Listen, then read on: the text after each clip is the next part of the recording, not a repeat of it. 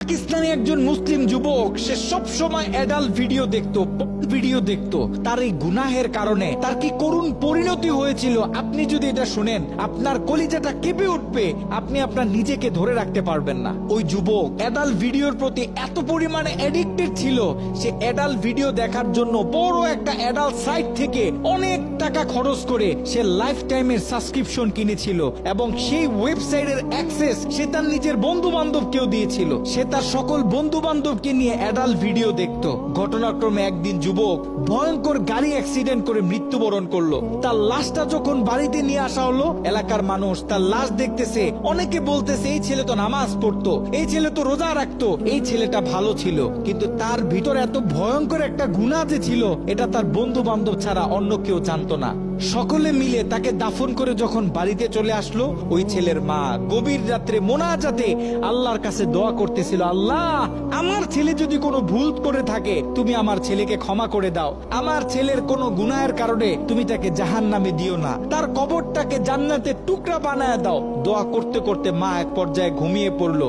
মা যখন ঘুমিয়ে পড়লো, তিনি স্বপ্নে ভয়ঙ্কর একটা দৃশ্য দেখলেন। তিনি দেখতেছে তার ছেলের কবরে আল্লাহ পাক জাহান্নাম থেকে কিছু ফেরেশতা নিযুক্ত করলেন এবং ওই ফেরেশতাদের হাতে বড় বড় কিছু কুড়াল, যে কুড়াল দিয়ে সকল ফেরেশতারা মিলে একসাথে তার ছেলের শরীরে আঘাত করতেছে। যদি তার ছেলের হাতে আঘাত করে তাহলে হাতটা কেটে দূরে গিয়ে পড়তেছে, যদি পায়ে আঘাত করে তাহলে পাটা কেটে দূরে গিয়ে পড়তেছে। তার ছেলে ভয়ঙ্কর ভাবে চিৎকার দিতেছে। ছেলের ভয়ঙ্কর চিৎকার শুনে মায়ের ঘুম ভেঙে গেল। মা উঠে আবার তাহাজ্জুদ নামাজের জন্য প্রস্তুতি নিলেন, আল্লাহ তাআলার কাছে দোয়া করতেছেন। দ্বিতীয় দিন গভীর রাতে যখন মা ঘুমিয়ে পড়লেন, তিনি দ্বিতীয় দিন আরো ভয়ঙ্কর চিত্র দেখলেন। যেখানে প্রথম দিন 8 থেকে 10 জন ফেরেশতা দিয়ে আল্লাহ পাক তার ছেলের উপর আযাব দিতেছিলেন, সেখানে দ্বিতীয় দিন 30 থেকে 40 জন জাহান্নামী ফেরেশতারা তার ছেলের উপর আযাব দিতেছিল। তার মা আরো ভয় পেয়ে গেল। তৃতীয় দিন গভীর রাতে ওই ছেলের মা যখন আবার ঘুমিয়ে পড়লো, তৃতীয় দিন তিনি খেয়াল করলেন 50 থেকে 60 জন জাহান্নামী ফেরেশতারা তার ছেলের উপর আযাব দিতেছে, তার ছেলের উপর আক্রমণ করতেছে। তার ছেলে ভয়ঙ্কর ভাবে চিৎকার দিতেছে। দিন যত বাড়তেছে আল্লাহ পাক জাহান্নাম থেকে তত বেশি ফেরেশতা তার ছেলের উপর নিযুক্ত করতেছে। মা ভয় পেয়ে গেলেন, মা ভেঙে পড়লেন। ওই ছেলের মা ছেলের বন্ধুদেরকে একদিন ডাক দিলেন, ডাক দিয়ে বলতেছে, দেখো আমি আমার ছেলের উপর দিয়ে এই ভয়ঙ্কর স্বপ্ন দেখতেছি, তোমরা যাও কোন আলেমের কাছে জিজ্ঞাসা করো যে কেন আমার ছেলের সাথে এমন হচ্ছে। ওই ছেলের বন্ধুরা মিলে পাশের বড় একটা মাদ্রাসায় চলে গেল। ওই মাদ্রাসায় ছিল একজন শাইখুল হাদিস।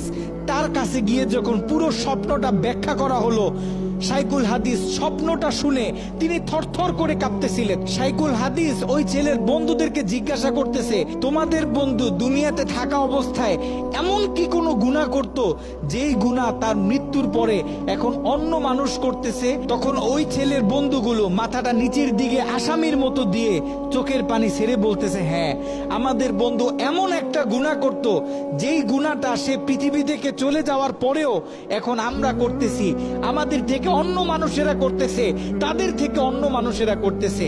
আমাদের বন্ধু অ্যাডাল্ট ভিডিও দেখতো, সে একটা সাইট থেকে সাবস্ক্রিপশন কিনেছিল, সেই মেইল পাসওয়ার্ড আমাদেরকে দিয়েছিল, আমরা আমাদের বন্ধুদেরকে দিয়েছি, তারা তাদের বন্ধুদেরকে দিয়েছে। এরকম করে এটা আস্তে আস্তে ছড়িয়ে পড়তেছে। ওই আলেম বলতেছে, শোনো, তার এই গুনাহ পৃথিবীতে যত মানুষ করবে, দৈনিক যত মানুষ এই গুনাহের সাথে লিপ্ত হবে, আল্লাহ পাক জাহান্নামের তত বেশি ফেরেশতা তোমাদের বন্ধুর উপর আযাব দেওয়ার জন্য নিযুক্ত করে দিবেন। নাউজুবিল্লাহ। যত সম্ভব পারো তোমরা এই ওয়েবসাইটের অ্যাক্সেসটা বন্ধ করার চেষ্টা করো। ওই ছেলের বন্ধুরা অনেক কষ্ট করে সেই অ্যাডাল্ট সাইটের এডমিনদের সাথে যোগাযোগ করতে সক্ষম হয়। তারা সেই এডমিনদেরকে জানায় এই অ্যাকাউন্টের যে মালিক সে গত কয়েকদিন আগে মারা গেছে, আমরা চাই এই অ্যাকাউন্টটা চিরদিনের জন্য বন্ধ করে দেয়া হোক। কিন্তু সেই এডমিন প্যানেল থেকে সেই ছেলের বন্ধুদেরকে জানানো হলো যে এটা কশ্চিন কালেও সম্ভব না, কারণ আমাদের থেকে যারা লাইফ টাইম সাবস্ক্রিপশন নেয় তারা হচ্ছে আমাদের প্রিমিয়াম কাস্টমার। আমরা তাদেরকে হাই সিকিউরিটি দিয়ে থাকি। তারা যখন আমাদের থেকে কোনো প্যাকেজ নেয়, আমাদের থেকে কোনো অ্যাকাউন্ট নেয়, আমরা তখন তাদেরকে মেইল দিই, পাসওয়ার্ড দিই এবং আমরা তাদের হাতের ফিঙ্গার নিয়ে থাকি। আপনারা হয়তোবা তার অ্যাকাউন্টের মেইল পাসওয়ার্ড দিতে পারবেন, কিন্তু তার হাতের ফিঙ্গার তো আর আপনারা দিতে পারবেন না। তার হাতের ফিঙ্গার যদি ম্যাচ না করে তাহলে আমরা এই অ্যাকাউন্ট অফ করতে পারবো না। নাউজুবিল্লাহ। একটু চিন্তা করে দেখেন, ওই ছেলের রেখে যাওয়া অ্যাকাউন্ট থেকে যত মানুষ খারাপ কাজে লিপ্ত হবে, যত মানুষ পর্ন ভিডিও দেখবে, তত গুনাহ তার আমল নামায় যেতে থাকবে। একটু ঠান্ডা মাথায় চিন্তা করেন, আপনি আর আমি আমাদের সোশ্যাল মিডিয়া অ্যাকাউন্টগুলো কিভাবে ব্যবহার করতেছি। আমরা তো আমাদের ফেসবুকে কত ছবি শেয়ার করি, কত মুভি ক্লিপ শেয়ার করে থাকি, কত গান বাজনা শেয়ার করি। আপনার আমার মৃত্যুর পরে এগুলো তো আর কেউ কাটতে পারবে না। যত লক্ষ মানুষ আপনার আমার মৃত্যুর পরে এই ভিডিও দেখবে, আপনার আমার অ্যাকাউন্টে রেখে যাওয়া ভিডিও যত মানুষ দেখবে, আপনার আমার কবরে তত কঠিন কঠিন আযাব দেয়া হবে। আপনি আর আমি জীবিত থাকা অবস্থায় যদি আমাদের ফেসবুক অ্যাকাউন্টে ইসলামিক ভিডিও শেয়ার করি, একটা কোরআনের তেলাওয়াত শেয়ার করি, একটা হাদিস শেয়ার করি, ইসলামিক কোনো ডকুমেন্টারি শেয়ার করি, তাহলে আপনার আমার মৃত্যুর পরে এই অ্যাকাউন্ট থেকে যত মানুষ এই ভিডিওগুলো দেখবে, আমরা কবর থেকে তত বেশি সওয়াব পাইতে থাকবো। এ কারণে আমরা পৃথিবীতে থাকতে যত কাজ করব, সব কাজ যেন আমরা চিন্তা ভাবনা করে তারপরে করি। এমন কোনো কাজ করব না যে কাজ আমার মৃত্যুর পরে আমার কবরে আযাব বাড়িয়ে দিবে।